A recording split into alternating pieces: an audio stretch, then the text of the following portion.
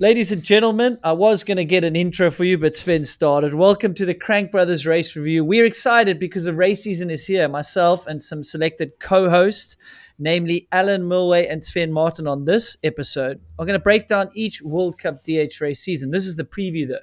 Crankbrothers is synonymous with DH racing. Last year celebrating, listen to this, 13 years in a row of the elite world champs win on that Mallet DH pedal, and we're not even including the flat pedal that Sam Hill managed to win his titles on. They also won the overall World Cup titles in men and women on that pedal, and they didn't stop there. They got a whole host of race winners, podium contenders in their shoes like Luca Shaw, Camille Balanche, Troy Brosnan, Benoit Coulanges getting his maiden victory. And they've got two new exciting shoe models that have just dropped. So be sure you go to the website and check it out, guys. I'm excited. I know you guys are. I mean, we should have been recording as we got on this call, but here we are. The 2024 race season is almost upon us. Alan Milway, you've been a busy man. You've added a job title to your already busy schedule. How we doing?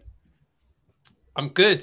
I'm getting out of bed a little bit earlier every day, and it's all going really well. I'm really excited. I think the first World Cup I went to was in 99 or 2000, and I'm as excited in 2024 to get up to Fort William. So yeah, I can't wait. Sven Martin, you've already had some races under your belt with Hardline, Crankworks. I agree with Alan. I'm so excited because the storylines from last year, I mean, you wouldn't have paid anyone to come up with that many storylines. So I can't wait to hear what this year has. Yeah, and like 8 races, 7 winners in the men's field. Super exciting, and new young guys coming up. And then your only double winner, probably not going to see him at Fort William or a couple of races, if not the whole season. That remains to be seen. So that's the one sort of sad start to the year. Otherwise, on the other women's side, we have the opposite.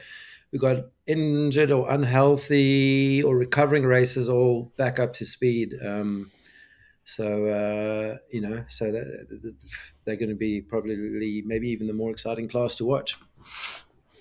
Yeah, I was thinking that when we signed off last year, I actually re-listened to that one with Sven, and Alan did the one before. There was a little bit of that getting ahead of ourselves, as you will, is Jackson Goldstone sort of the only one to win 2 races. He was in the title hunt if it wasn't for 2 flat tires. Yes, everyone had some bad luck and there was weather.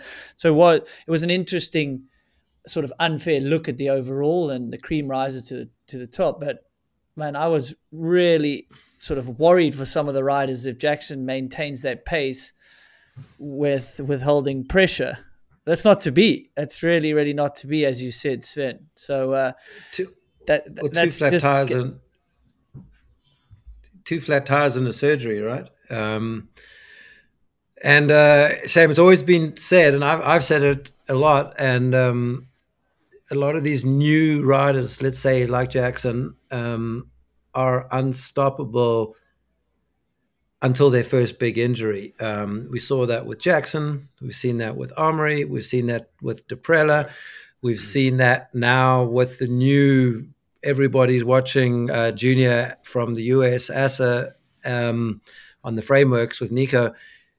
They ride on this extra air of confidence where they just can do anything, and they feel they can do anything. They can get away with anything. They're invincible.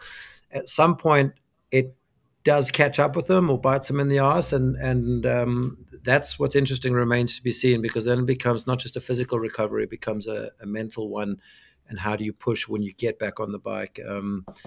So those young, fast kids have all unfortunately had their big one, just due to the nature of the sport. At some point, it happens to everyone. Yeah, it's tough. I think it's one of those situations. Yeah. You don't know what you don't know. So if you've not had an injury and you've not had that pain, and you've not had to question yourself, you've just ridden on your wits, then things come really easily. And when you step up to the senior class, we've all seen that when you're going flat out as a junior, there's not really a care in the world. The expectation's not there. The juniors race at a much earlier time in the day, so there's less fans up there. There's less sort of crescendo to the day. and then all of a sudden you're put into that senior environment and things change. So it's sad to see these situations, especially as we're talking about Jackson, but he'll heal up and he'll do it right. And you have to do these things right and do them properly once, with ACLs.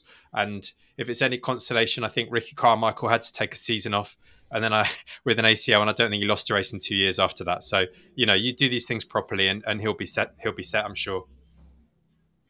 I would say that someone, that young and riding on that much sort of talent and skill, I think I'm not actually too worried about him bouncing back. The younger you are when you get these injuries, I think the better for Jackson. The older you get and the more traumatic it is mentally and physically, someone like Greg having to come back from that neck injury, that's easier when you're younger.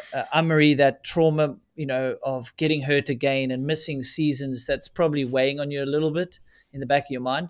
But I've got full confidence Jackson will probably be back stronger.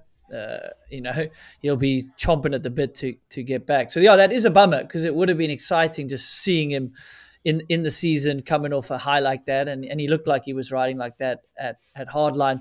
I mean, it's going to be kind of a team changes episode as well, where the previous year there was, 2 team changes and they were kind of half expected or boring. We've got so many this year, and obviously it's been talked about so much, but the Greg Minnaar one, and it's awesome to have Alan here with us because he's probably going to get some cool info for us. But I mean, that was huge. You couldn't have expected that at all. No.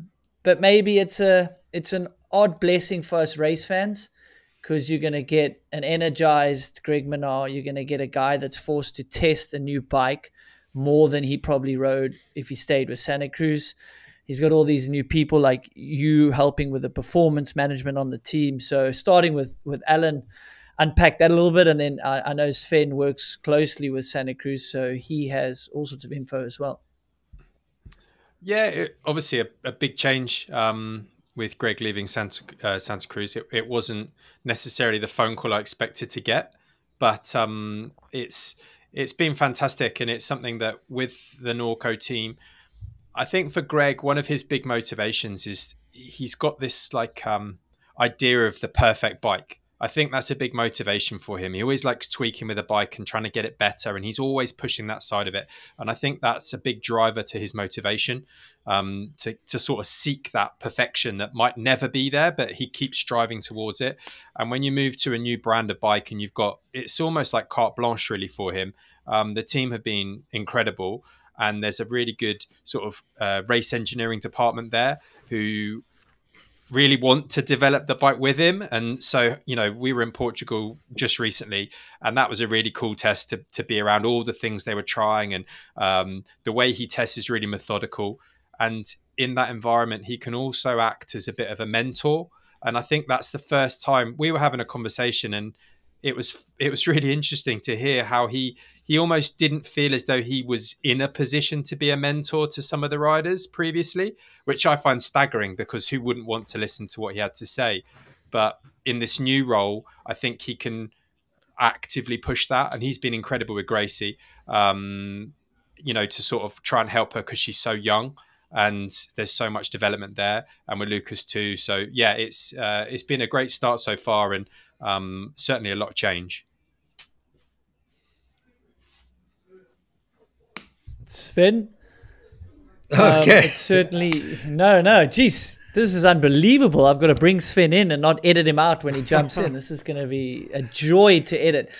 It certainly was dramatic, and I needed my popcorn when all this stuff kicked off. You never want to see something like that happen to Greg or a brand. And I don't want to go too much into the drama, but what we've seen is... you always have a plan in life until you get punched in the face. And Greg Minnaar's last season didn't probably go to plan, and we likely would have seen him retire at World Champs. Didn't happen. So he's got to sort of second go at it now. Yeah, I mean, I think more than any new bike, because it seemed like Santa Cruz were a little thrown under the bus, saying, there wasn't a professional team or they didn't have race engineers. They had all that. They're one team of the year. So, but I think a bigger motivating factor for riders like Greg, or even down to riders like Loris Ravelli that lost his ride on Canyon. The most recent race last weekend, Loris Ravelli smoked the two Canyon riders, and Loris was coincidentally riding a Santa Cruz, and then he beat Duprella, who's not on Canyon, and Henry Kerr and Henry Kiefer, who are, and he beat Loris Vergier. So you have these different motivating factors when you do change teams, and the same probably can go for, like Ronan Dunn and Dakota and that crew. They're on new bikes. They got something to prove. Not that they were dropped. There was kind of more their decisions to go that way. But and change can be good for a lot of people. Just surfers have different results on different surfboards, and sometimes it's not that the board is better, but it's just change, and it sparks something else. And then there's also the psychological motivator. You want to beat your current teammates, but you want to almost more importantly beat your old teammates to kind of prove a point. And that if you like just track results of riders when they switch teams, they often have their their next or their best results on the new team.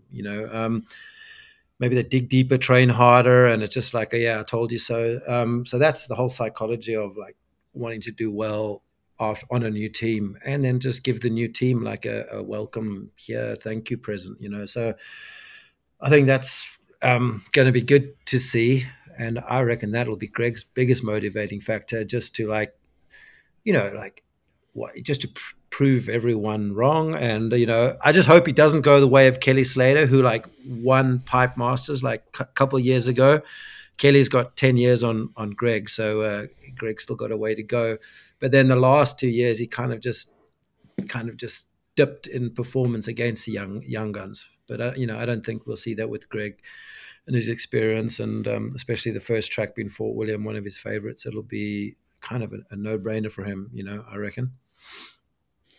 Yeah, I mean, I think you've hit the nail on the head psychology-wise. Sorry, Alan. I think psychology-wise hit the nail on the head, and I was actually just going to come to you, Alan. I mean, starting a season at Fort William for Greg, staying on that topic, unpack that a little bit. Well, Fort William's going to be a really interesting track, an exciting track for Greg, obviously with his success there, and for a lot of the other riders when you've got Charlie, who obviously is current world champion, having won on that track.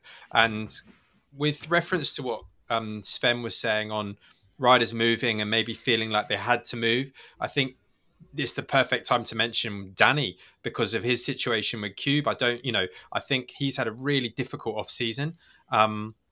I think he's been quite public in saying that it didn't go smoothly in terms of leaving one team and them saying, right, we're calling it a day here, and finding another ride. And I think he's definitely going to want to prove people wrong when he turns up to a track that, again, he's got success at. And I think he's up there today. He was up there yesterday.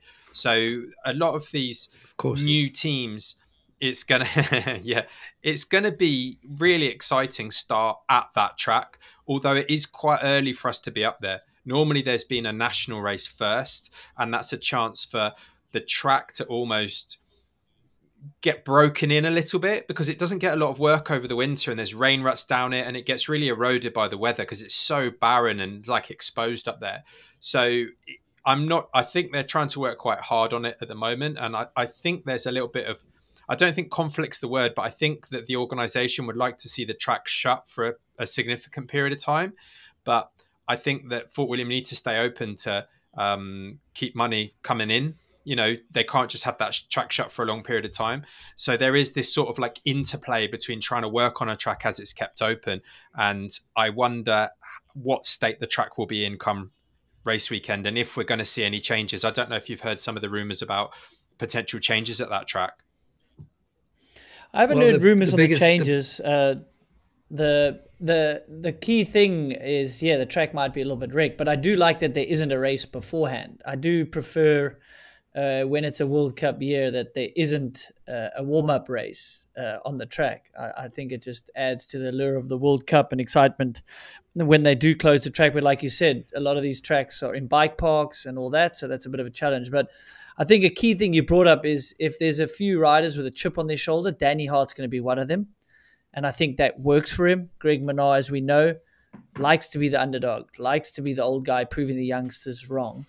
So that's super interesting, and those are motivating factors. And I think change is as good as a holiday, as they say. So I'm looking forward to seeing Danny perform. And I do think the speed was still there last year. There's just all these factors outside of the race results that people don't always know, or they don't give enough value to, that really influence the race results. So I think I'm really positive about Danny performing, as well as Greg giving it a big FU sort of to the industry and his old teammates in a friendly way, because that's how he works. You know, he works under big amount of pressure. It's hard for him to lift his game at a local race, as we know. So Sven, you were going to jump in there on Fort William or Danny and some of the guys.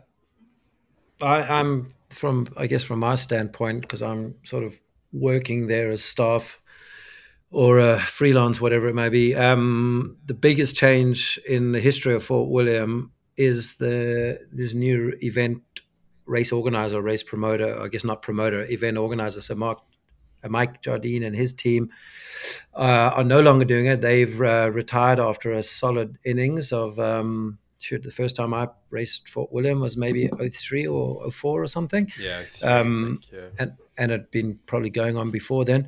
So, it'll be interesting to see, if they can inject, I wouldn't say new life, because it's always busy, but it'll be interesting to see how the new team, and probably same volunteers or new volunteers. I think with Fort William, everyone's just wondering what the weather will be like and what the midges will be like, and then what the racing will be like. Me, anyway. Yeah, and you quickly mentioned one of the most exciting additions in an industry that's a little bit in sort of a backwards cycle financially. Things like Nuke Proof and CRC, closing doors, Nigel Page not being on the circuit with someone like Sam Hill, but Mondraker moving away from MS and going to a factory team. So they found some money. They shook the money tree, as you've said in other things, Alan. And you've got one of the most exciting teams that we've seen in a long time. You've got the junior Ryan Pinkerton that can mix it up time-wise. And then the question mark is, how does he do an elite when there's pressure, you're racing at the same time? Well, maybe seeing Jackson and Jordan do it in their first year, I think that gives you some confidence. Say, well, it can be done. So that helps, Phil. And then you got Dakota Norton, that's almost a veteran of experience. When you really listen to him, he's really come into his own. I think he's really found confidence in his riding, when to push. And I really think he's going to be the next guy to break out and get a race win. And then Ronan Dunn could be put in that same category. Ronan Dunn could break out and get a race win. And those three, I think, hopefully, and it sounds like they're doing well at Team Camp, if they gel really, really well, that's going to be amazing. And as we've hoping to see, like a freight train of those three riders down a course in practice is going to be exciting enough. I think the most. Oh, you go ahead, Alan. No, I was just thinking from a photographer's point of view, those have got to be three people you're going to be excited about getting on the radio to find out when the hell they're coming down the hill, because those three lined up working together is going to be quite exciting to watch. Yeah, and the whole it raises a super important topic, which has now been proven as a valid one by Jackson Goldstone and Menard leaving Santa Cruz and Jackson sidelined. When Specialized Factory Racing signed Jordan Williams as a third elite rider, and this is like a top-level elite rider, I just thought, wow, that team's heavily stacked in the elite men's field. What about a woman and another junior? But then which of course I think these big factory teams should always have the juniors and the women as well. But it did get me thinking, I don't think you can get away with having just a two rider in the elite field. Like, the sport is too gnarly. You lost, you saw that with Comensal Makov last year. You have two elite men at that point at the beginning of the season, Deprella and Amri, both of them are gone, and then Pom Pom's gone, and then you effectively have no one to race. So I thought, like, Specialized were doing a crazy thing, but in his foresight, it was maybe one of the smartest decisions. And now Mondraker have gone and done the exact same thing. They've like doubled down on the elite men and have 3 of them. So you've got 3 chances of getting on the podium or sweep the podium. But maybe more importantly, as the season goes on, you've got presence. You've got 2 riders on the track, or at least 1 rider on the track if 2 are injured. And, right now we've just got Laurie Greenland. And, hopefully he's healthy and over his mystery illnesses of last year, which I think he is. But, it's also like you don't want to, you want to have some presence and hope there isn't an injury. They don't have the union on their B team on Santa Cruz frames anymore. So it's just like Nina and Laurie right now, which is unless we get Steve racing again, but maybe Steve will have to do the odd race. We'll see. Did we look if he's on the rider roster? We should have seen if they put him on the UCI list. He won a race. He won a race last weekend, so Steve did. Did he go ride in that shitty weather in Riola, or whatever it was called? He won. Well, he won his class, but he won. Just think about how much he loves biking and racing. Like, look at that weather. There's no chance you'd catch me out there dealing with that muck, but he really is a diehard racer at heart.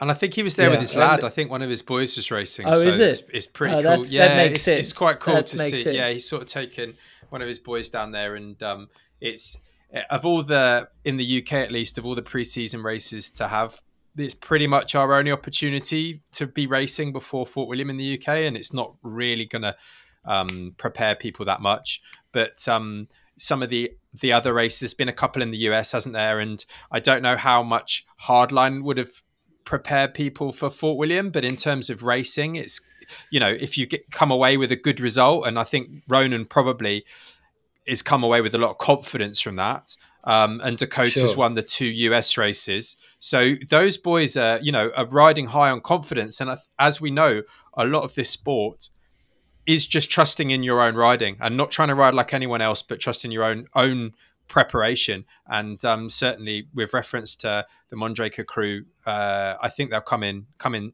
to Fort William swinging. Yeah, they definitely will. It's definitely one exciting team to see, and it's awesome with what we hear is going on in the industry. And I think it's a cycle, and I hopefully we'll get out of it sooner rather than later. But it's awesome to see a new team and something else to chat about, and someone like Dakota after all these years, because he's really had terrible contract cycles, not due to himself and his racing results, just with teams folding. So that's awesome to see him sort of get an awesome ride. I'm sure getting paid very fairly, hopefully, as he deserves.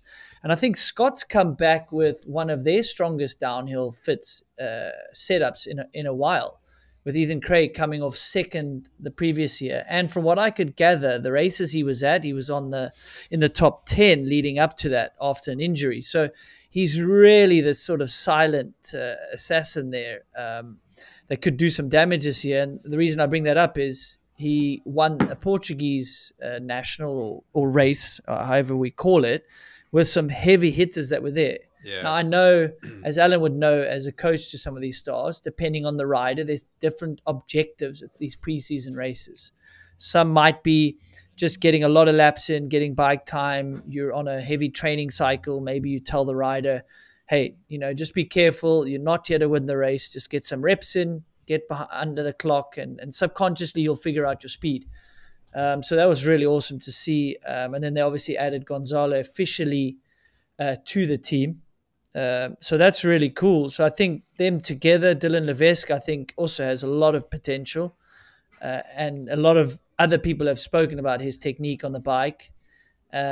So that's pretty cool to see that they've sort of cemented their spot in downhill now. And Marine, geez, we will get to the women later, but as I speak about a team, strong team. They're one of the strongest teams. She went and won twice last year. Yeah, it was a couple of weeks ago. I was over there's a track, place called Pontypool in Wales, and I was doing some riding with one of the magazine editors, Rob, and Ethan was there with his mechanic, and it was absolutely hammering it down. And they had the telemetry on, and they had a track they were riding. And he just banged out lap after lap after lap. And that was, I think, maybe the week before he went to Portugal. And you could see he was building confidence on that bike, and they were getting a really good setup. And he was putting the work in. And I quite like that. They're out the back of a transit van. The the tailgate's up. They've got the laptop out trying to get the bike set up properly. There's no one around. He's in full waterproofs and he's just getting his laps in the rain in Wales. And to me, that's like, I'd love to showcase that side of what these guys do a little bit more, because they're not doing it to showcase that. And that's the irony. You know, they're just going about their business. And there's a very steep hill there that me and Rob, unfortunately, were having to cycle up. But he was just bombing past us in the van, getting an uplift, and again and again and again. So it's quite nice to sort of see that little insight, and then to see how he performed in Portugal. I think he's going to bring a lot of confidence, and yeah, all power to him. He's a lovely lad, so I wish him all the best. Yeah, he's got pretty much the same. I would put him in terms of personality types and work ethic type, and like kind of head down, take care of business, and don't worry about social media and Instagram. But Luke Myers-Smith in Aussie that won their national champs, I'll put them very similar kind of riders. Super focused, super serious. Where Remy Myers-Smith's almost the opposite of his brother Luke, but another one just getting the job done and winning the Aussie Nationals. But kind of more importantly, or more intriguing, or is to see Jack Moyer just get pipped for second. So this is Jack, first time back in a downhill bike in years, beating Troy Brosnan, almost taking the Aussie national title, which we've seen him and Richie Rude do a lot more downhill racing in this off season, or this in-between season, than in the years before, which makes me see there's a couple of e-bike guys that don't want to transition to an e-bike racing for their futures, and are perhaps we're going to see them, if not at Fort William, but definitely at some stage in the year, we'll see them take on a few downhill rounds when it works with their calendar. Maybe even Fort William. But it's good to see Richie Rude and Jack Moyer sort of back on the downhill bikes and loving it, and almost winning, Yeah, fast. And, that was definitely a fast field, wasn't it, down at that Aussie National Championships?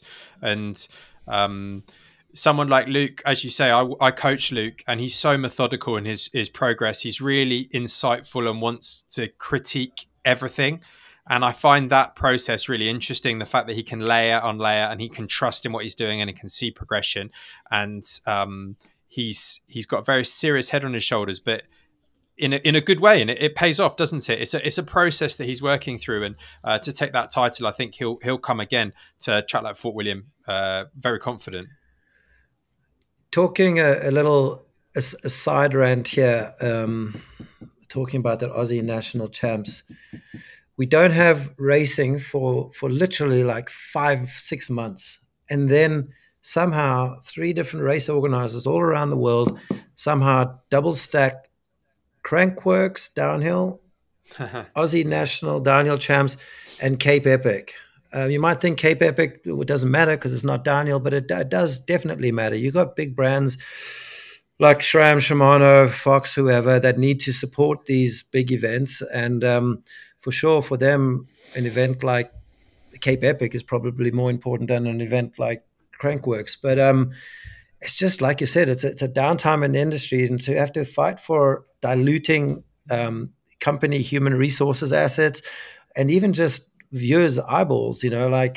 Why should we be trying to follow all 3? We haven't had racing for literally 6 months, and now they've all triple stack on the same weekend. You really think, I know they are all independent of each other, they're not same governing bodies, or not even the same disciplines, but really I think a better job can be done.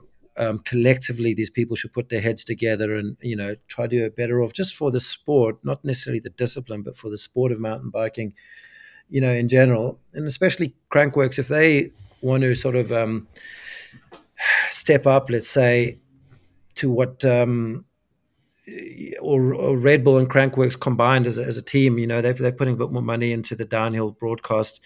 Yet, we don't have a downhill this year at Innsbruck. We have Cairns just after Leogang, so none of the international downhillers are going there.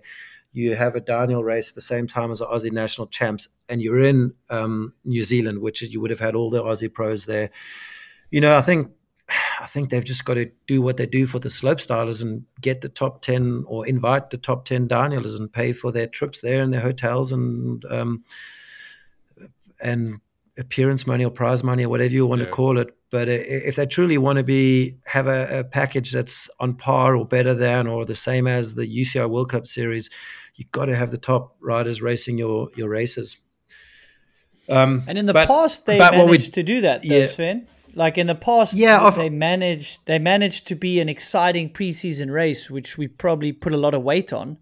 Now we can't put really any weight on that race, just factually, not an opinion on what they need to do their series or not. I've been saying it for years. I think there is a big opportunity there to have another race series, different style tracks, or like you say, do like they did with the US Open back in the day and really look after the pros, the select pros and the teams. And then you want to go there. Like you wanted to go to US Open and certain of us riders wanted to go to Crankworks. And now I think we're in a gray area of prioritizing it or not as a side topic on yours.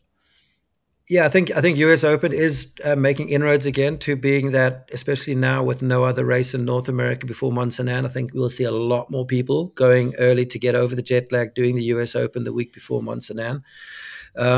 And Crankworks, if it was a little bit earlier, like 3 weeks earlier, when everyone, literally the whole world, is in New Zealand training and doing their testing, then you would get a lot more.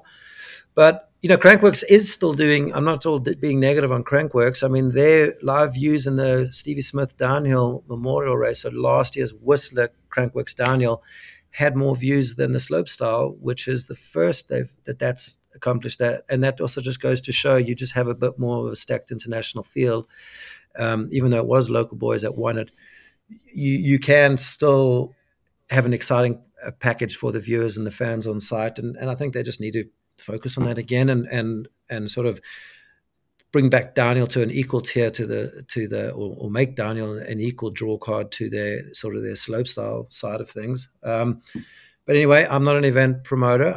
I've done events of my own, and I'll just stay in my lane and take photos. But it was good being in New Zealand again, and it's good seeing, man, those Kiwi junior girls. There's like they won the overall in the downhill. Ellie. And I'm going to take credit for that find. I messaged Joe Bowman about this time last year, and I said, just watch out for this one. She's putting up smoking times, and I'm glad he nabbed her and another feather in the cap for Joe, helping out these riders, the perfect stepping stone platform to their careers, thereafter.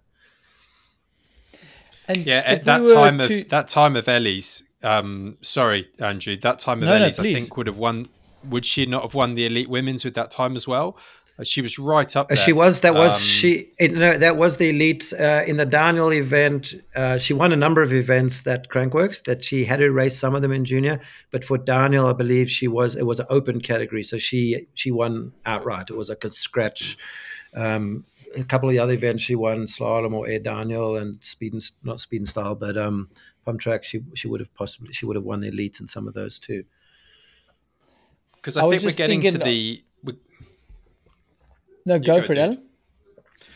Well, it's just, I think we're getting to this point now where there's enough history and enough depth in terms of the development of the female riders that they're not having to develop as a senior. So previously, if you go back a few years, the junior girls would really struggle at races to get down the track because their development just wasn't there. They hadn't got coaching, they hadn't been training, and they'd almost find their feet racing as a junior, and then they would start to develop as an elite. But now we've got to the point, and Ellie's a really good example of this, and Aris too, that you've got these girls that are coming in as really well-formed riders. Their riding skills there, they're on good training programs, they've got things figured out. So we see them as juniors, but that's not the first time, they're sort of delivering at a high level. And I think this is really exciting. And I do wonder if the time gaps, I'm always sort of interested in the percentage difference between males and females in terms of performance. And I do think this gap will get closer. And I think that's great for the sport. And when you see Hardline as well with Gracie, just looking so comfortable on such big features, I think it's a really exciting time for female downhill. I mean, it so is, and it comes back to that topic of 10's not going to be enough. It just plain factually isn't going to be enough. With, 100%. like you've said, is the development, the skill development. They've got coaches. I was consulting with a South African junior that's really thoughtful about her training, really want to improve, and wasn't happy with how Worlds went, and knows that there's this inexperience gap, and she's going to come over to do some races internationally. And like you said, that gap's been bridged, so we don't have to wait 2-3 years until maybe some ladies retire and the juniors have filled the gap.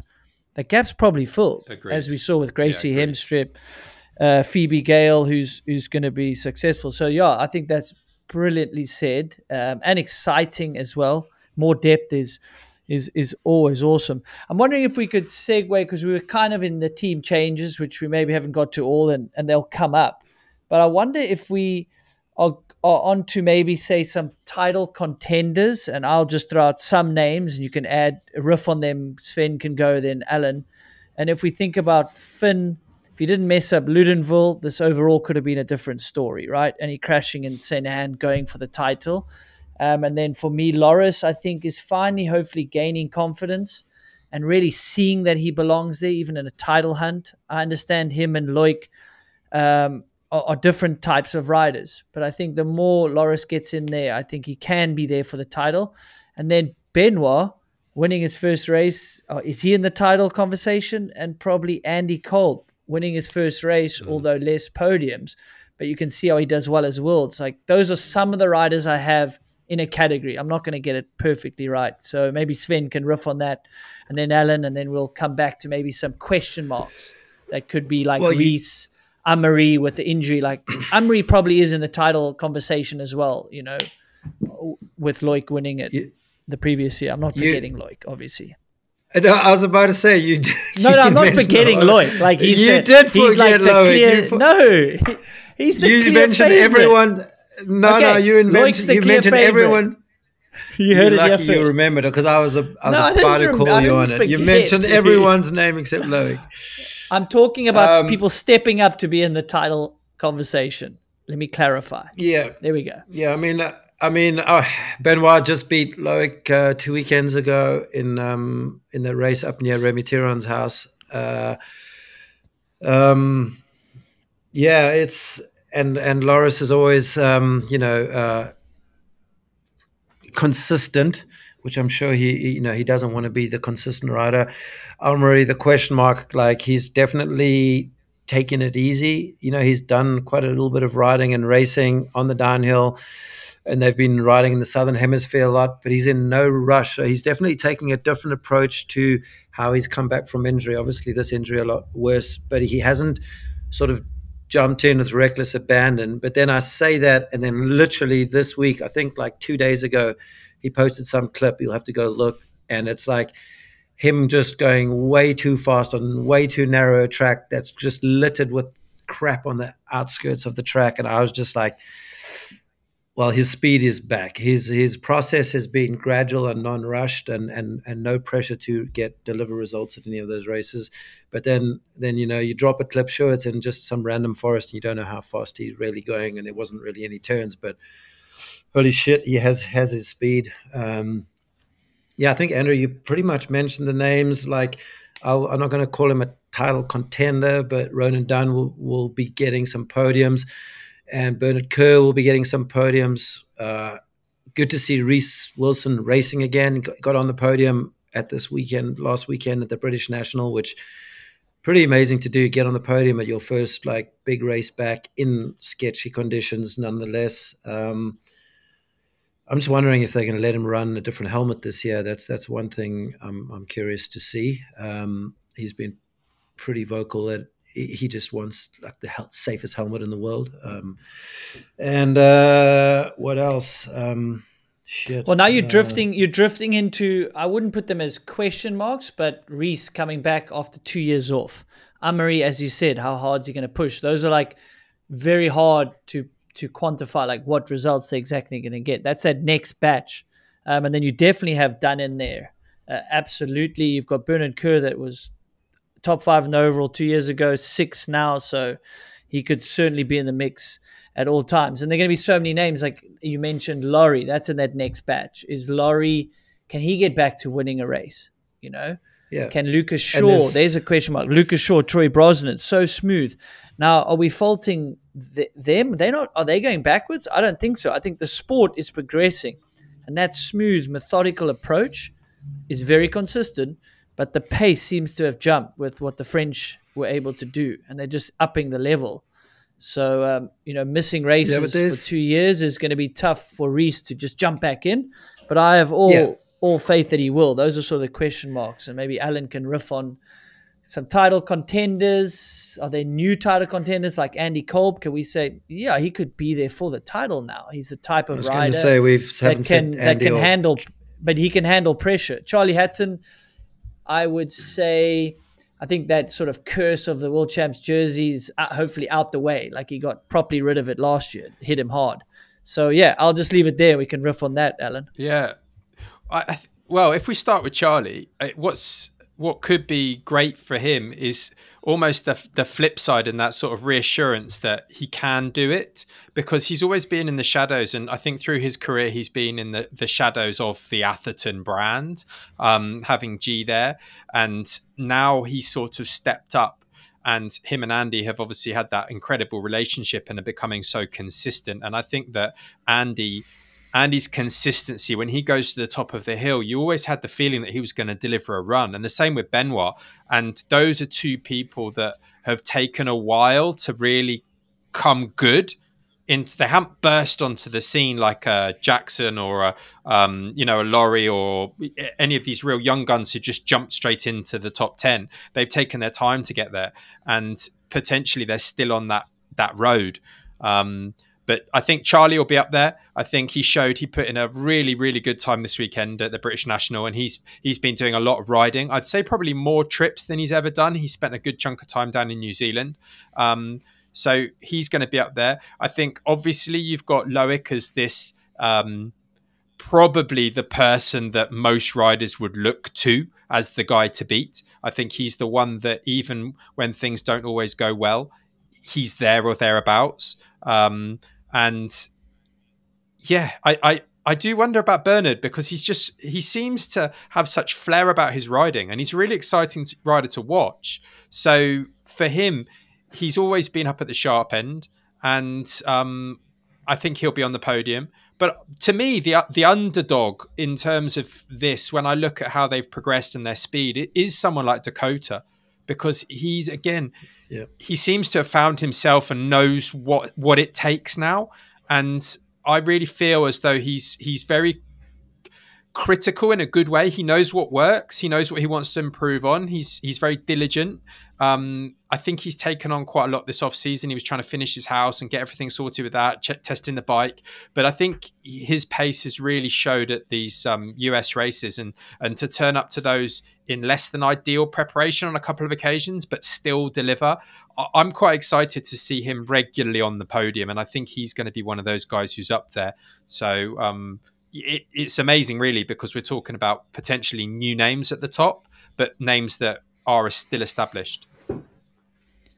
And it's a fascinating time, because a couple of years ago, and Sven and I have talked about it a lot, there was 1 or 2 spots on the podium, or maybe in a season there's 1 or 2 rounds where someone new could win. And we've far past that now.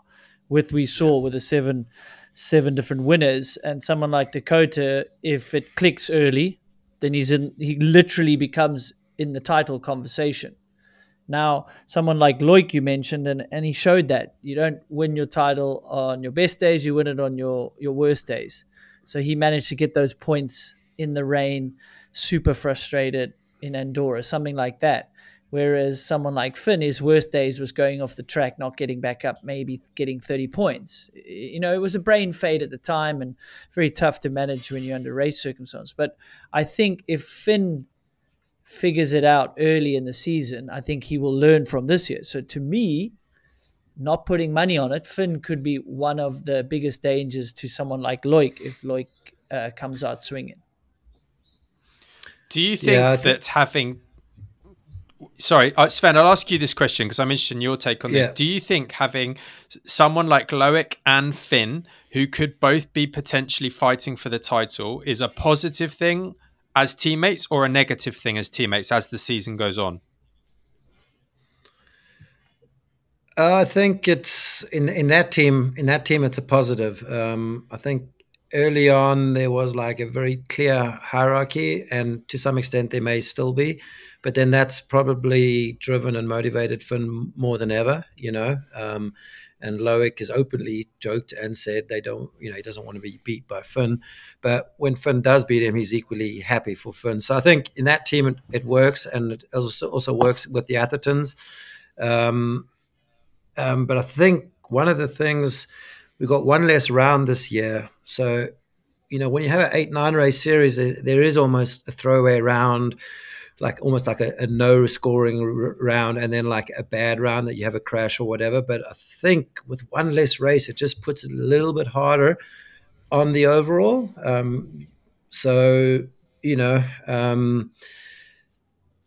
It might be, we might have to start looking at the more consistent riders, and that's when you do get to the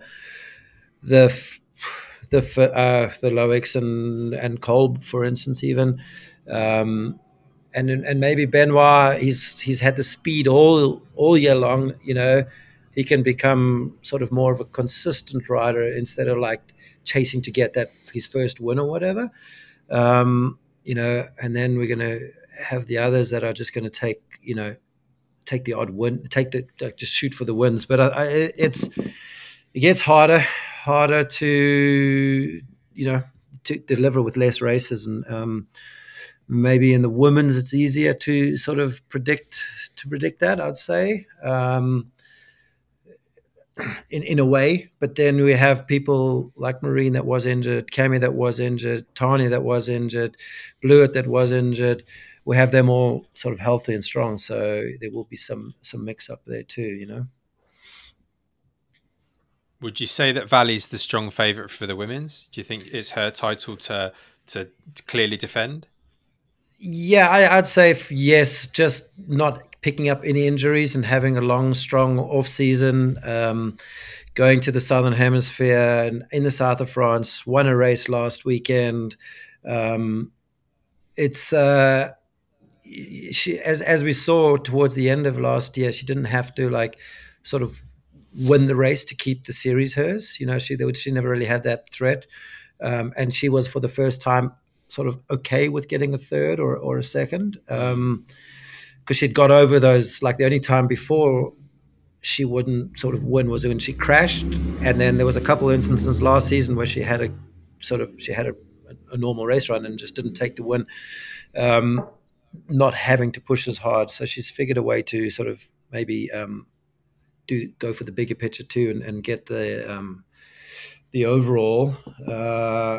But for sure she's a threat for the overall and the rainbow jersey. Sort of an easy call, which I guess you could say is similar to Loic now. But then you've also got Gloria is a new upcomer. Are we talking about the women's yet, Andrew? Why not? You guys go at it. I mean, you've segued into it. I was going to ask Alan.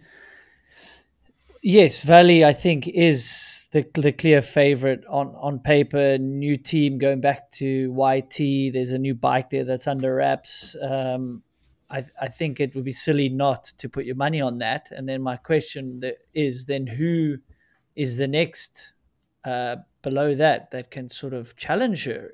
Are we going to have to say Nina because there's less question marks? We know where she's at. We know she won a race. We know she's been on the podium. She's getting more and more experience and comfortable on that team. Or we going, let's throw the question marks there. Camille, can she bounce back? How is her health and sort of mental sort of resilience after that horrific crash? Miriam, huge question mark. We know she's got the experience. So who do you have sort of that can contend against someone like Valley? Well, having Fort William as round one, obviously Nina's won there, and it will be a strong track for her. So I think that the way the series is, the way the calendar is, it works well for her. So I think Nina would go into this thinking, right, I can beat everyone here. and I can start off strong. And obviously, if you start off strong, then it builds that confidence that you can do that.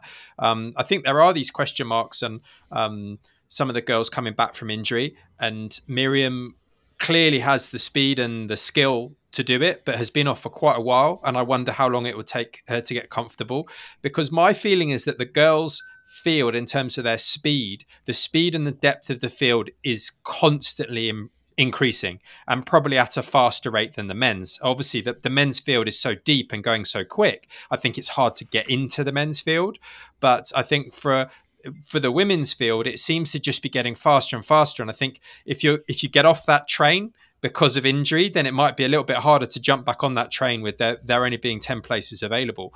And Phoebe, she put in an absolutely stonking time at the national at the weekend, and she's really developing and coming through. So I think she might be someone to keep an eye open for. Tane, obviously, I got the feeling, and again, Sven, it'd be interesting because you were on the ground at Hardline, I think, what the feeling was for someone like Tane, because with these big jumps and her getting to grips with it, she seems to be someone that it takes her a little while to get comfortable and go, right, I'm now ready to go. And then when it all clicks, she's really, really good. And do you think that Hardline was a step in the right direction in that respect? Yeah, I think the Hardline Tasmania course was a bit closer to sort of take out the massive jumps aside and features. It's a little bit more close to a regular downhill World Cup racetrack. So there was a lot of that as well. And I think when you've done any of the girls that have done something like Hardline or Darkfest, or like Tane's exactly what you've said. There's like already a massive weight reduced off her shoulders. And I was like questioning, like, she's also been injured, and she's got injured jumping big jumps at the beginning this time last year. I was like, is it the smart thing to do? But I think in retrospect, just what you said, it's just going to help her, and she's just going to start practice day one fast, and there's not going to be a sort of a feature on any course that's going to intimidate her, so she can get cracking straight into the racing and the racing line and the race speed and the pace. So yeah, Tane, unfortunately, Pom Pom was getting back after such a long break, and then just did a little ligament in a thumb, which is not a serious one, but it does also mean, arm strength and grip strength on a long rough track like Fort William as her first race back, not ideal. So you got to say maybe for the first round at least that it's going to be Marine, who was like at the fastest towards the end of last year, Nina and Valley. It's going to be sort of those three, and then you're going to have there's quite a lot of others that can fill up the other two slots on the podium. Obviously, then you got Camille, Tane, Pom Pom, and then I was looking at some wild cards. Gloria, which came more from the enduro side, and she did downhill at the end of last year, I think it was. And I wouldn't be surprised to see her on the podium, if not right away. But she's a super strong, comes from track back in the day, and strong, powerful, rider that's going to focus more on downhill than enduro this year on the Canyon Pirelli squad. And then did we have any juniors stepping up into elite? Well, we've got Gracie still. Yeah, I think, man, the whole women's progression from Darkfest, Hardline, Crankwork, Slopestyle has been amazing. And as you said, like the rate of improvement of women, Alan, compared to men is at a quicker rate. And the same can be seen in sort of skateboarding and surfing as well. And agreed. I mean, I think what Alan said about Nina, I mean, this really could be a great way to start the season at Fort William. And you could see how dedicated she was to getting a race run at Fort William at Worlds, because she knew she'd won there before. But I do think, and I mentioned her earlier, so I almost forgot. Loic, I purposely didn't mention. Marine Cabarrou actually is my sort of danger person. I think with 2 wins last year and all those injuries, and then forcing herself to try be a little bit more patient about her racing. And I was at a lot of those races and in the tent and seeing her work up to now, notching off 2 wins, like the momentum's also back on her side. There's a certain World Cup mechanic we're having a chat with today.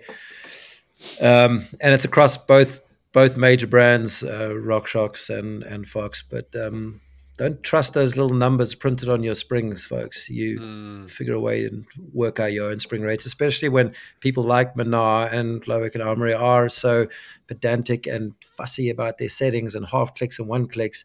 You know, that spring rate on your rear shock is probably something you want to pay a bit more attention to, and have your own sort of, I don't know what they test spring rates. It's not a dyno, but have your own spring rate tester if you want to be after some consistent. The poor weekend warrior is now racing off to his local bike shop and saying, "Can you test the spring?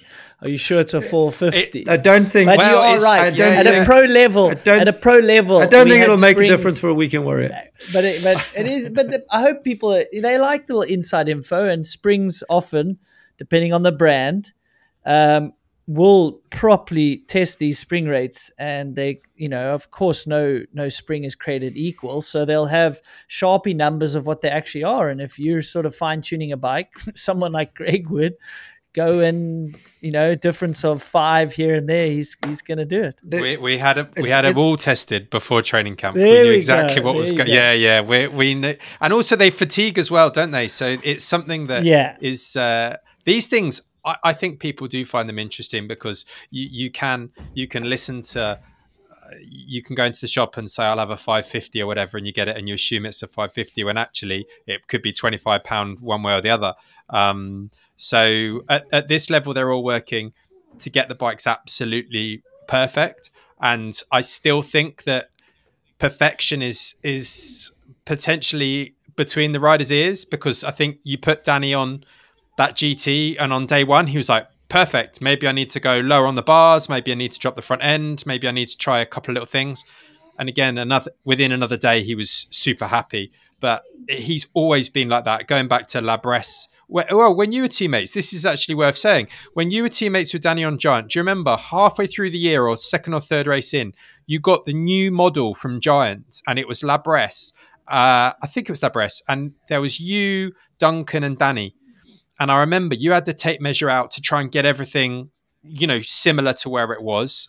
Duncan was down a rabbit hole trying to get himself comfortable. And Danny just said to Paul Miles, build me the bike and I'll just ride it. And he didn't think twice about it. And I don't know whether that's a good thing or a bad thing, but some people can adapt very, very quickly to something new, and other people, it takes a good bit of time.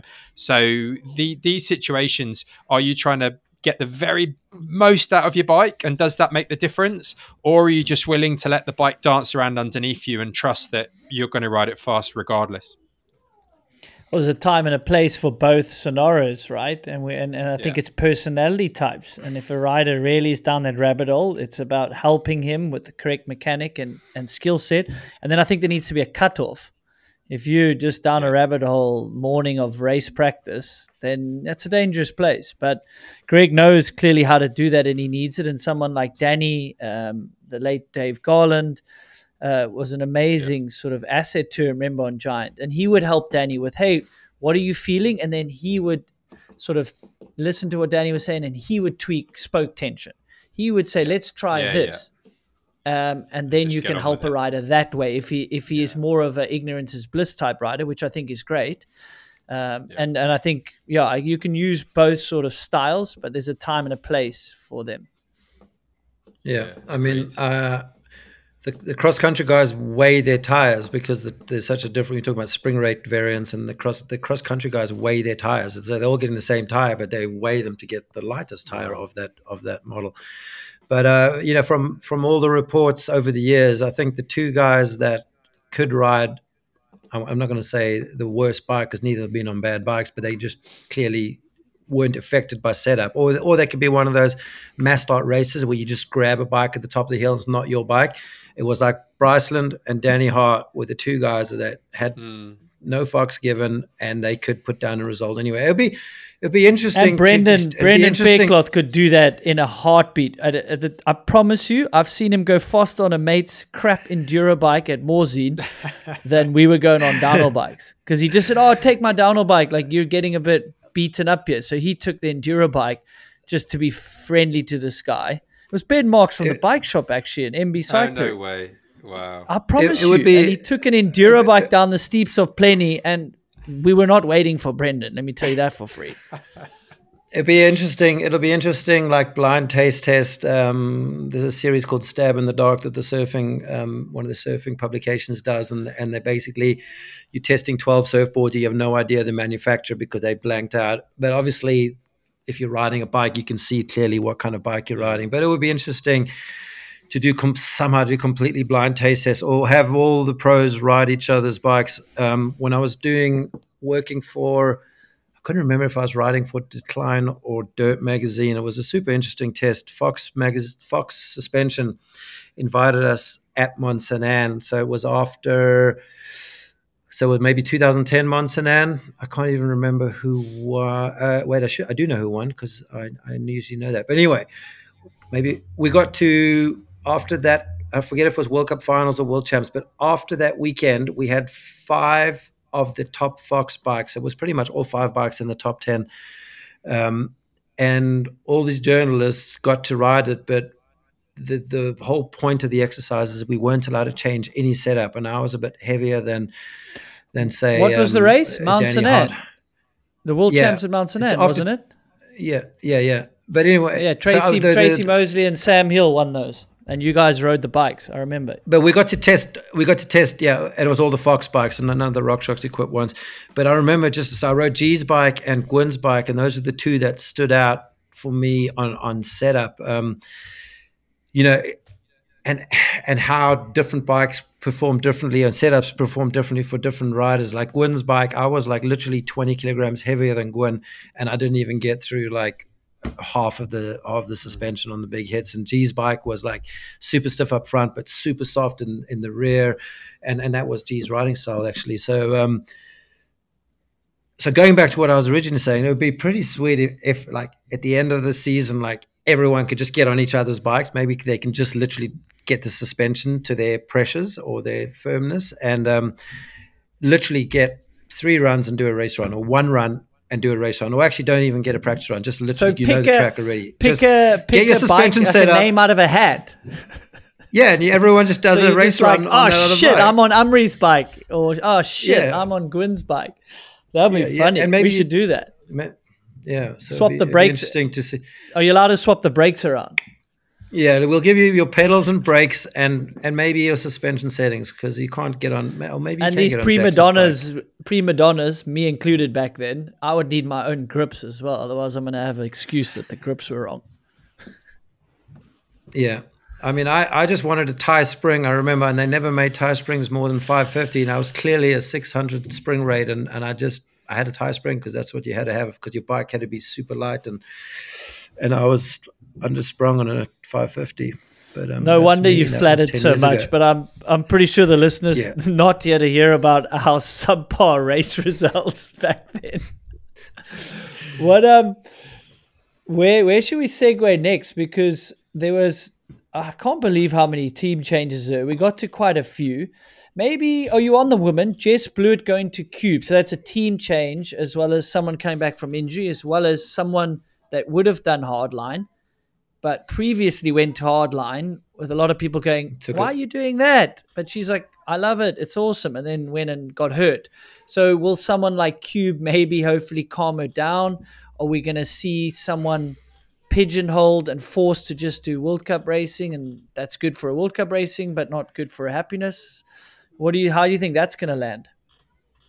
I think it'd be smart for her to just at least do a full year. She had a podium before she got injured at the hardline, so it kind of did waste her year. And I don't want to speak ahead of myself, but having hardline the weekend before Leogang and then seeing Jackson get hurt, it's going to be, well, we'll see who shows up to race hardline. But that'll be a tough one to make that call. I'm sure Ronan will be there regardless to take the series, and he clearly not afraid of anything. But it is a question, isn't it? It's something that does come into play, because when you have a World Cup series, and we see it in all sports, don't we? There's other competing events throughout the series or throughout the year where there might be good prize money on the line. And I think that you mentioned it earlier, Sven, with the US Open. That's an event that's outside of the norm, but is generally seen as a huge positive. You can go out there early, you can get acclimatized, you can get a race under your belt in North America and then go on. But potentially hardline is almost seen in the other light because it's big risk. We've seen a lot of big injuries that have come from that event. And with someone like Red Bull behind it, we want to see the races there. I think that having the top end races there, as opposed to a really mixed field of different riders of different abilities and different skill sets, it makes the event a slightly different vibe. And I don't think you're likely to see as many of the top contenders, if they've had a good season, want to line up at hardline just for that fear of, you know, the potential injury. And that is a shame. That is a shame because they make it look so good. And maybe if someone's had an injury and they're out for the series overall or the overall title, maybe that's when they'll jump in and go, well, it doesn't really matter. Let's see how we get on.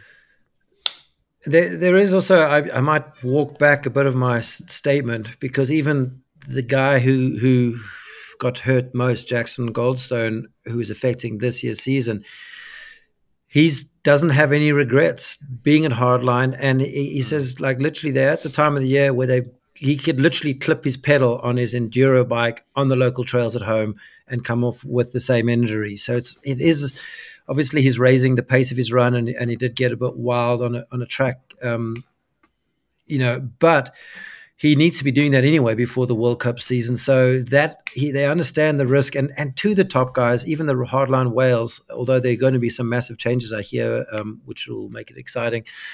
But I don't think they're as fussed as I am for them doing it, or maybe as their team managers for them to do it. To them, it's just another race. And it's kind of the features that they're seeing on hardline. They would rather see a lot of those features at full size or almost full size on World Cup tracks, because that is the level of riding and racing that they can deal with.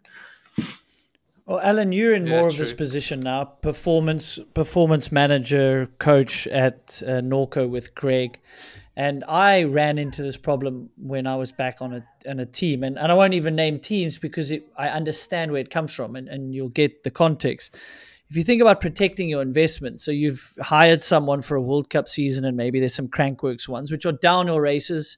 That's within reason what you do as a profession. And I wanted to go to a street race. There was a week off. Looked like a fun street race in Bratislava. Yeah, so in Slovakia. Yeah, I was in Slovakia, right? And, you know, I looked at the track, looked at the GoPro. I was like, it didn't seem as gnarly as some of these South American ones.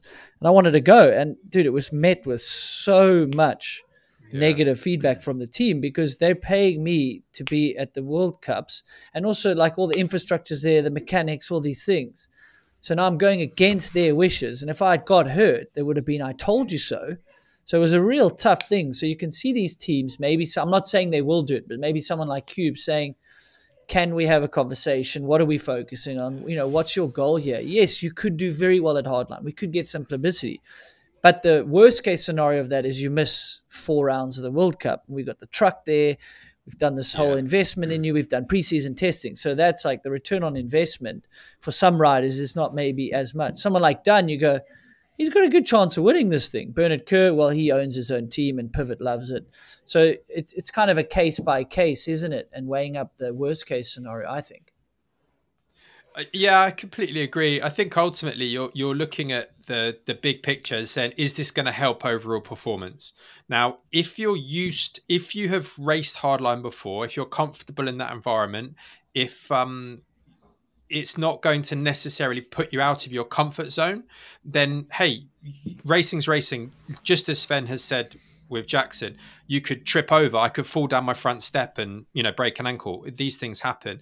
To me, it's when you're taking someone out of their normal and you're putting them in an environment that they're not so used to. So some boys will ride their motocross bikes during the season. Now, if that's what you're used to doing, then fantastic. But if you're just going to go on a ride day at Dorno because it's on the way back from a race and you're going to jump on a bike, I think that's where the injury risk obviously rockets. And it's worth mentioning this. A couple of years ago, Andy Kolb went to hardline, rode the practice, and was just, I'm not going to race this. I'm not comfortable. I don't feel as though I've got in the groove, and I'm not comfortable on these jumps. And that's not to say Colby wouldn't be absolutely fine. But that just goes to show that he'd made that decision. You know, he looked at it and gone, you know what, in the grand scheme of things, I'm outside of what I'm used to doing here. And because everyone else was so comfortable on those jumps, they're fine.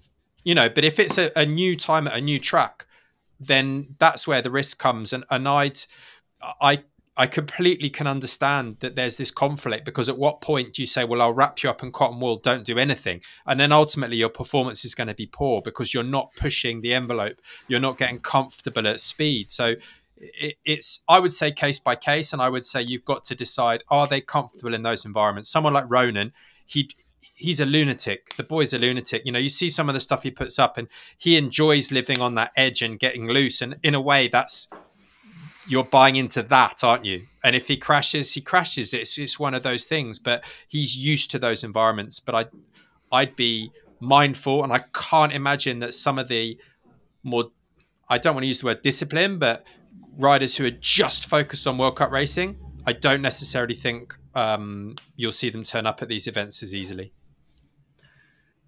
Andrew, to comment on your previous team manager, I 100% would agree with him. Street racing is, you show me one street race that does not look sketchy as all hell. If it's not a dog on the course, it's a flat landing and narrow stairs with your bars need to be trimmed. No. Street racing, that can be done like January, February, and then it's cut. Right. Like, it was a chilled one. I got on the podium. It's fine. It's fine. All you got some spending. You got some spending money. So you got Well, there's exactly. another motivation coming from South Africa or South America. You race for those dollars. That's for sure. I know. I was on Downtown podcast. I don't know when it's coming out. Probably after this, before, I don't know.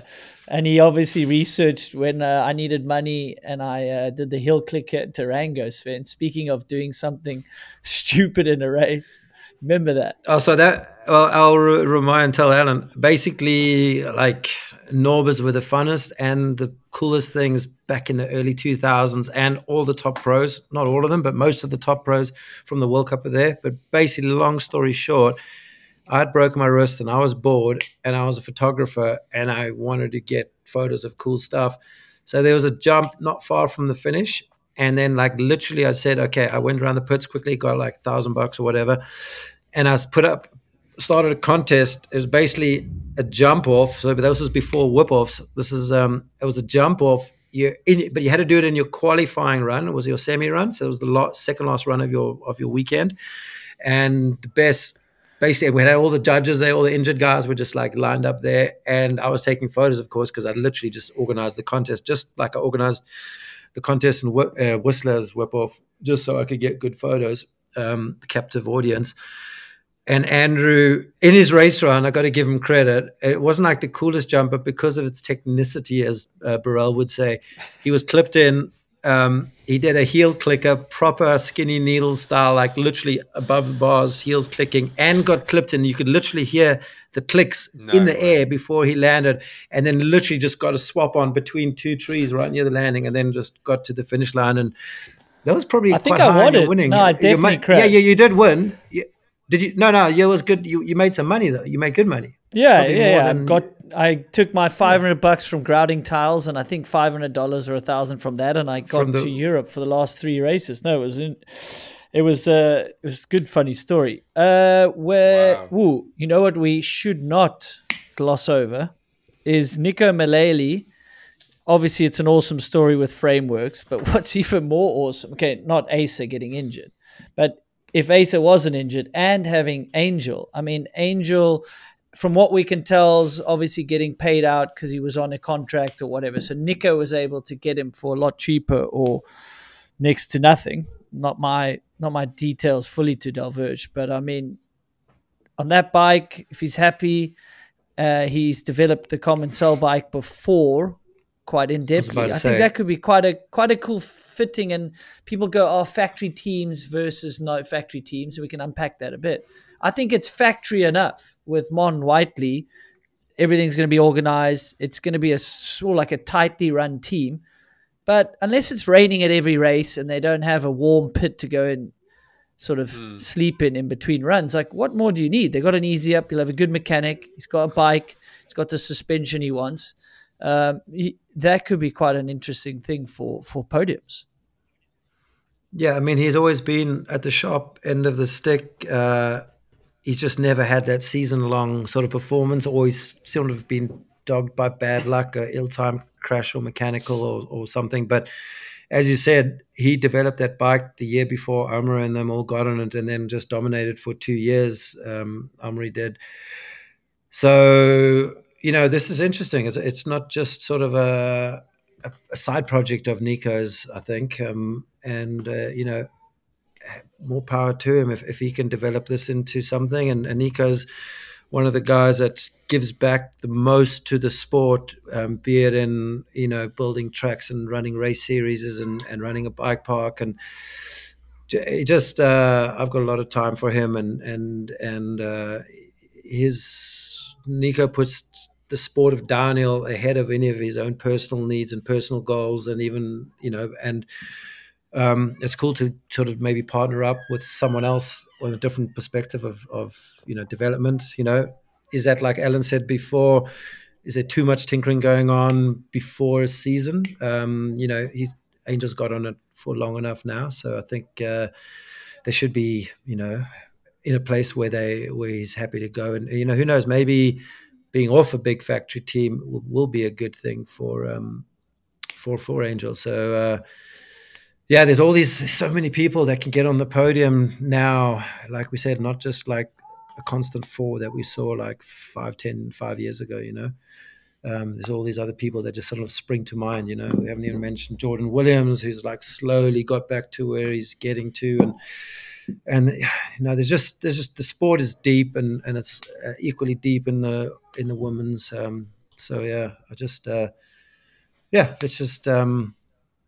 I finally found out we can at least watch downhill in South Africa and New Zealand and Australia at a late stage. So I think people are happy that those worries have been sort of sorted out just ahead of this Brazil cross-country World Cup. So, yeah. Exciting. Yeah, Alan, it's going to be good.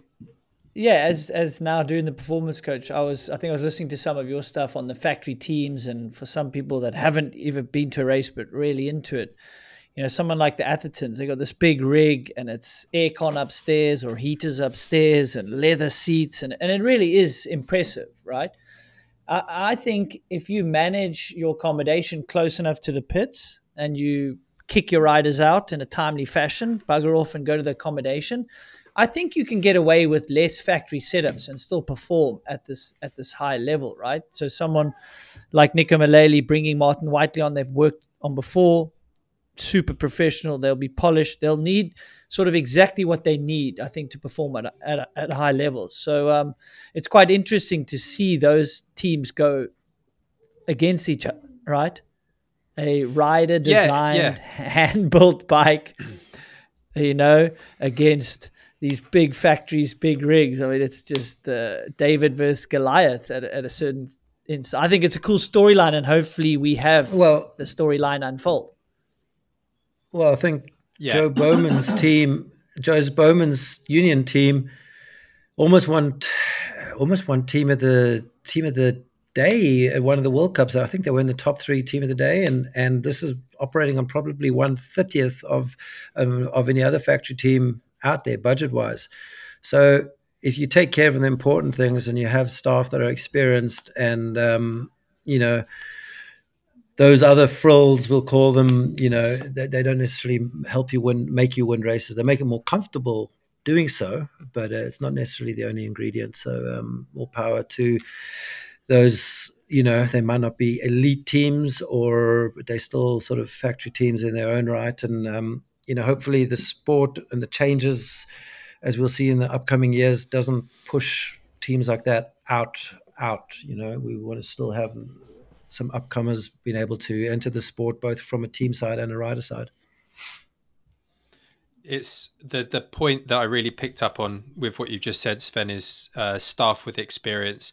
I think having people plan the accommodation in the right place, they know the scheduling, they can get the riders from point A to point B everything lines up from that side, that makes the biggest difference. You talk about these extra frills, and absolutely they are. And it all comes back to the fact that we race under a marketing budget. That's the long and the short of it. It's a marketing exercise, and having a big presentation in terms of your pit setup and the truck is a big part of that.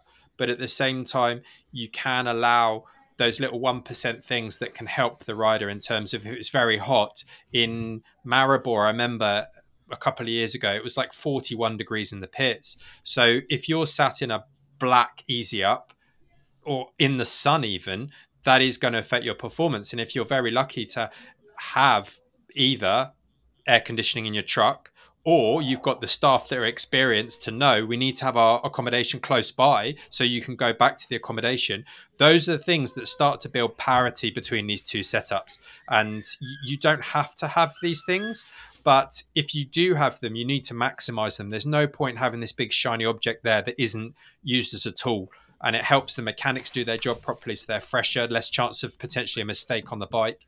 And the same with the rider. If you can get the rider rested, happy, relaxed, then I don't see why a frameworks setup can't compete with any of the other big setups. And it's a cool story, it's a cool project, and I don't know how long Ace is out for. Do we have any idea? Because he's cracked his hip, I believe, so I don't know if that's going to miss a first couple of races. Do we know that? I think I've just got a question mark. I should have probably texted Nico about that, but I haven't. So it's kind of a question mark for him and Jackson, how long these guys are out. I'm going to say Ace will be less than Jackson, and he's young, a little nick on his hip. He'll be fine. If he's missing Fort William, he would probably most definitely be missing Poland. But then there's a little bit of a break, so maybe he'll miss 2, or maybe he'll miss none. You never even know with these kids these days. So new things for next year. Semi-final the day before.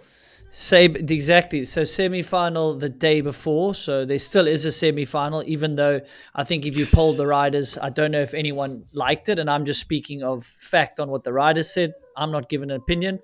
That's now the day before, so that's a new thing. And then I think the second thing is we've got a new venue, which will also be a brand new track, but apparently they got some really good enduro trails and terrain, so that's cool. But maybe for the semi-finals beforehand, Alan, that maybe comes a little bit into the preparation and planning the season and fitness. Did you guys adjust a little bit more? Because race day is now back to, just one run on that day. But then, the quali and semi-final day is going to be a big day. Where you really those back-to-backs.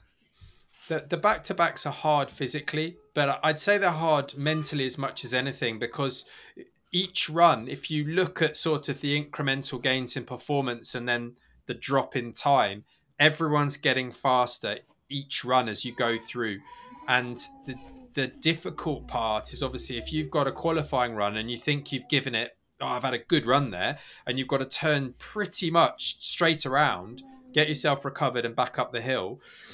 That's hard. It's very hard to build yourself back up to go again. And the mental stress of that is often overlooked. It's really hard to quantify it. People will often ask me, I have these conversations, how do you quantify the workload of a downhill run?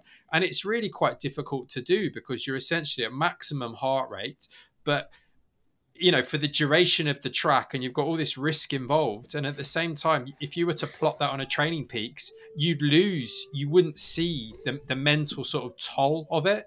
So I'm glad that it's sort of split. I think I prefer having that one and done race run on race day.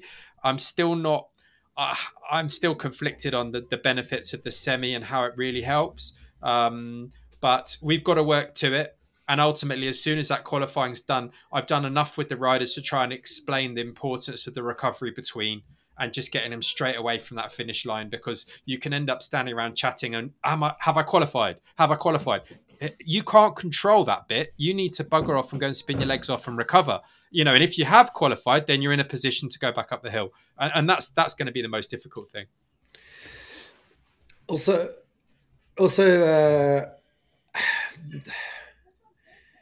it's also going to just steal out of practice time, because the only way to have 2 race runs on qualifying day, what used to be qualifying day, the day before final, is to scale back. That practice session on qualifying day is now going to be shorter, which means you essentially going to have 1 day to practice. And if it's a new track or the same track, or if you run into issues or break it, get a flat, or whatever.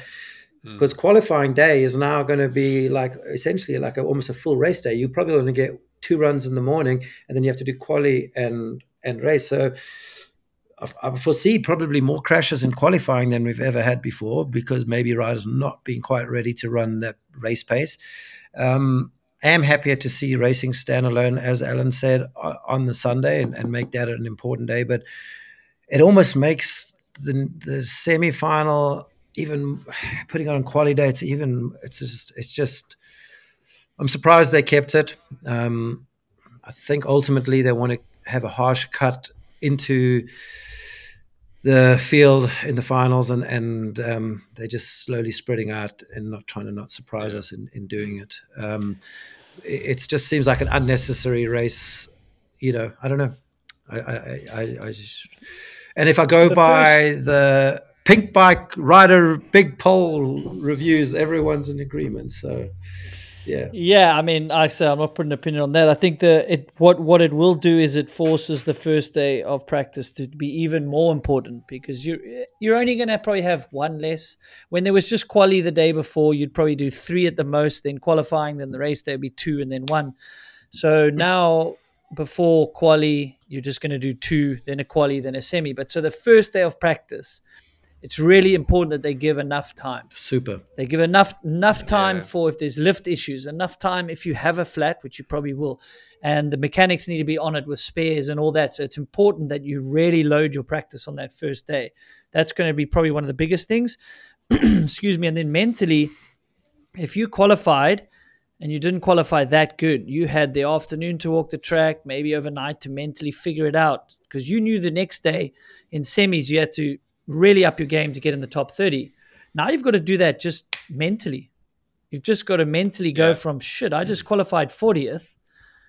That means in the semis, I've really got to step it up to get into the top 30. You've got to do that on your own mentally. So it's going to be interesting to see which riders sort of adjust to that. Yes, it's now at least a one run format on Sunday, but like I say, the poll and the opinion is out there. I don't need to blabber on about it anymore. It just certainly, maybe Alan, you've spoken to about recovery being paramount. Yeah, well, there's a couple of things to definitely mention here. The first is when you talk about the teams. You had the comparison with a frameworks, sort of quite small privateer setup versus a big factory setup, and you're like, well, what's the difference? Do we really need this difference? Are they going to be able to compete? As Sven's explained, if practice time is shortened, having people up on the track is a huge advantage. If you've got the syndicate have 2 people trackside, Commensal have a couple of people trackside. If you're trying to get up to speed and get onto the right line quickly, having someone trackside is a massive advantage. I can be on track and pretty much send video down saying, this is the line you need to be on now. You need to get onto this. And if you're not on there, you need to make an adjustment. If you haven't got anyone trackside because you're running a smaller operation, you've simply not got the staff for that. It takes a lot of thought. You've got to review your own GoPros. You can't really compare to anyone because you're not standing trackside yourself. So that makes it really difficult. And it may be that some riders will reduce their overall performance because they've not been able to maximize their sort of track strategy, should we say. And then the other side that people might not quite understand is on qualifying day. Qualifying day was quite a nice day. You had practice in the morning. They flipped the start time. So the fastest racer basically went first. So the seeded riders would come down and we'd be done by probably 2 o'clock? In terms of, the athletes I work with. And that would give us the afternoon to recover, but then also go up onto the track and walk the track. Everyone would walk the track after qualifying.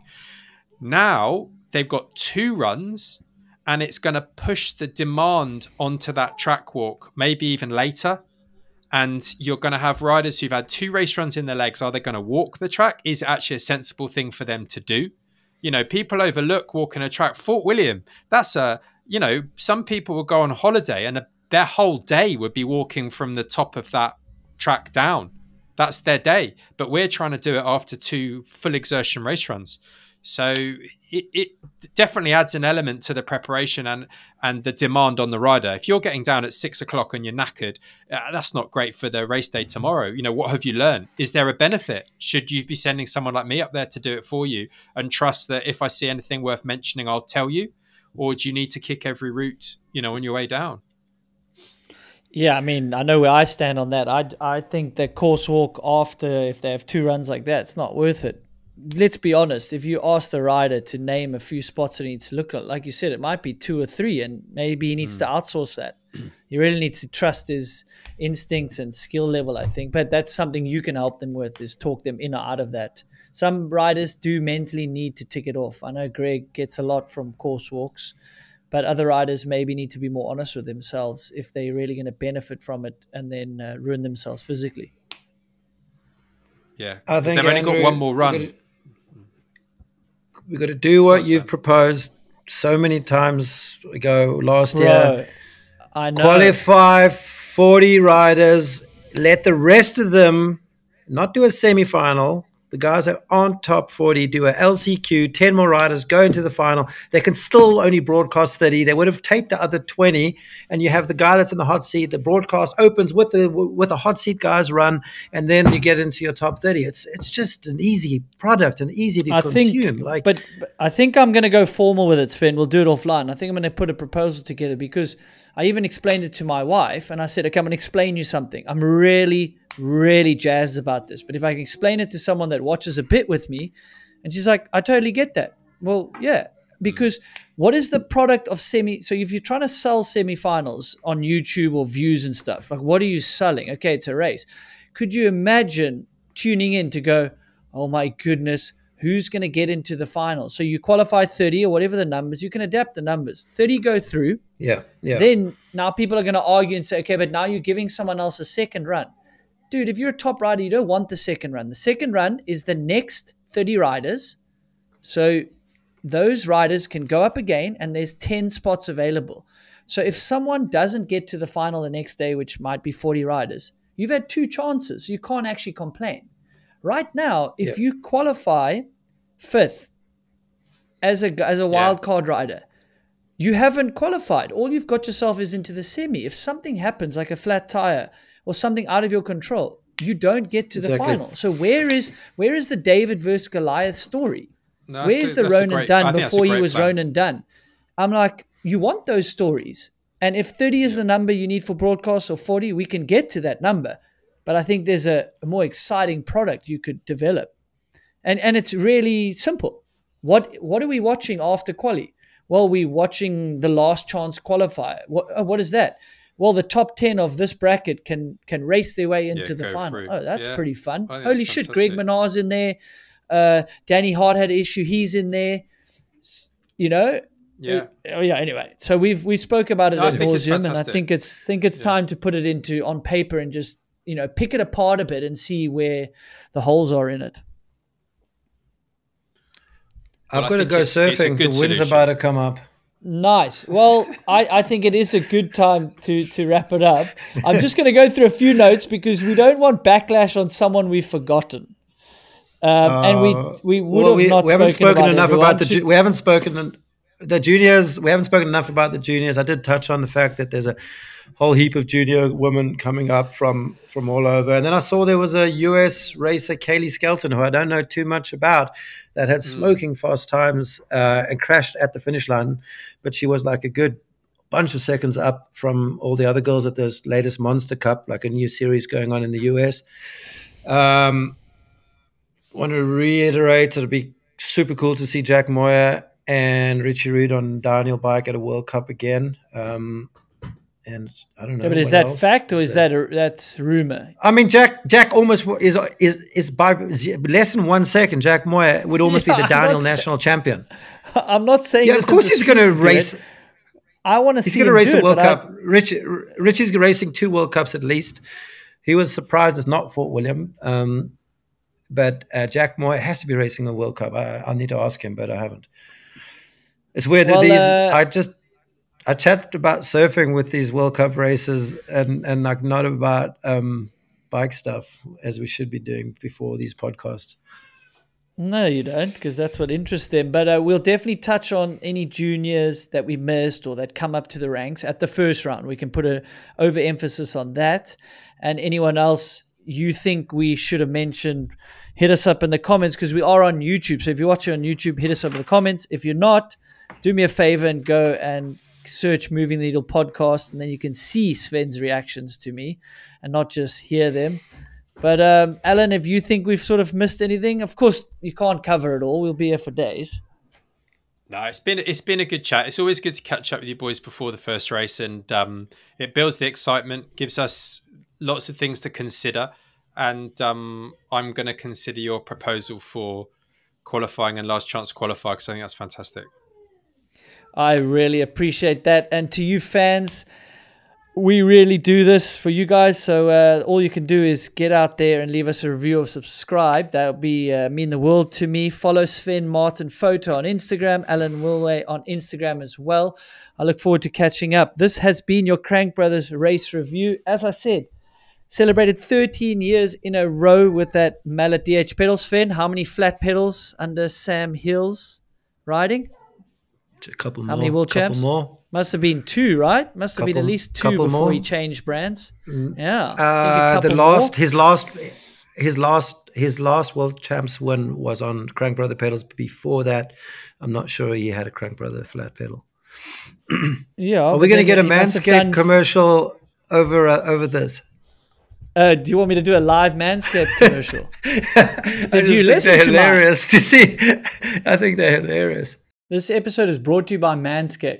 Did you know 1 man every hour, every day is diagnosed with testicular cancer? In fact, testicular cancer is the most common form of cancer amongst men aged 15 to 35. With April being National Testicular Cancer Awareness Month in the States, our friends over at Manscaped have partnered with Testicular Cancer Society to help spread awareness for men's health and early cancer detection. Visit manscaped.com/TCS to learn how to check yourself for early signs of cancer. And as always, you can use promo code Moving the Needle for 20% off plus free shipping at manscaped.com. I wanted to take a second to talk about men's health issues that are important to me.